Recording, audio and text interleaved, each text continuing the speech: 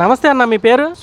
సూరి గారు ఏం చేస్తుంటారు సార్ మీరు? మేము టాప్ పని లేబర్ పని చేస్తాం సార్. ఈ 5 సంవత్సరాల నుంచి మీ లాంటి పని చేసుకునే వాళ్ళకి ఎలా ఉంది సార్? ఈ ప్రభుత్వంలో ఎలా ఉంది ఈ ప్రాంతం?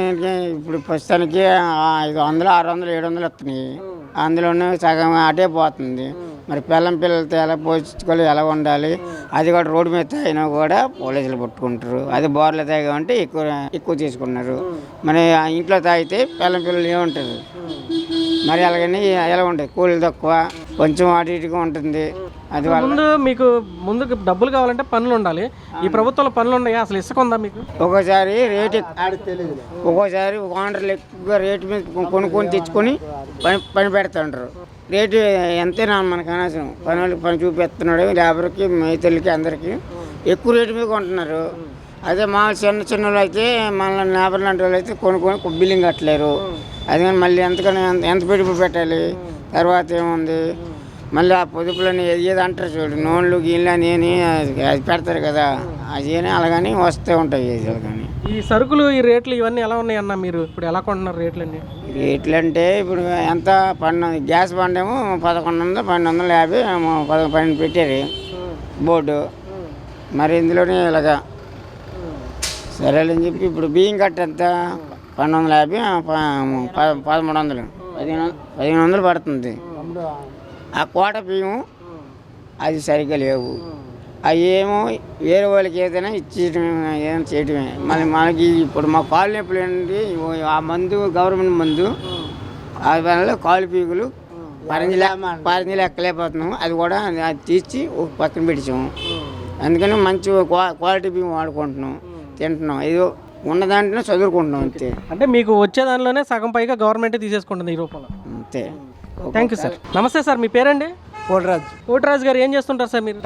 సార్ ఎక్కడ ఉంటారు సార్? మీది ఏ నియోజకవర్గం? ఇప్పుడే విజయవాడ తూర్పు. సార్, రాష్ట్రంలో 5 సంవత్సరాల నుంచి జగన్ గారి పరిపాలన చూశారు. ఇప్పుడు ఎలక్షన్స్ రాబోతున్నాయి. ఈసారి ఎవరు వస్తే మీ ఇలాంటి పని చేసుకునే వాళ్ళకి బాగుంటుంది అనుకుంటున్నారు సార్? జగన్ గారు వచ్చిన కాంచి లేదు సార్. అంటే ఎందుకని మీలాంటి పనులు చేసుకునే వాళ్ళకి జగన్ గారు ఎందుకని ఉపయోగపడలేదు? ఎందుకంటే మా పని చేసిన డబ్బులే ఆయన ఖర్చు పెడతారు. మద్యం రేట్లు, మద్యం ధరలు కానీ అసలు ముందు ఎలా ఉంది సార్? ఇది తాగేది ఎలా ఉంది ముందు అసలు? బాగా రేట్లు ఎట్లా ఉండేవి? గతంలో ఎలా ఉండేది, ఇప్పుడు ఎలా ఉన్నాయి రేట్లు? గతంలో అయితే మేము ఒక 90 వేసుకొని ఇంటికి వెళ్ళిపోయాము. ఇప్పుడు అలా లేదు. ఇప్పుడైతే తినలేకపోతుంది. ఇప్పుడు పథకాలు ఇస్తున్నారు కదా సార్, మీకు ఇంటికి వచ్చి వాలంటీర్లు పథకాలని ఇస్తున్నారు కదా? మాకు ఎవడ ఇవ్వలే.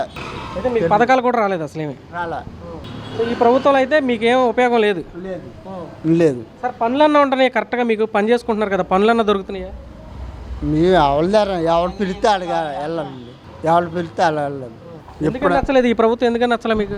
ఏం చేశారండి చెప్పండి? ప్రభుత్వం ఏం నచ్చింది, ఏం చేశారని చెప్పండి.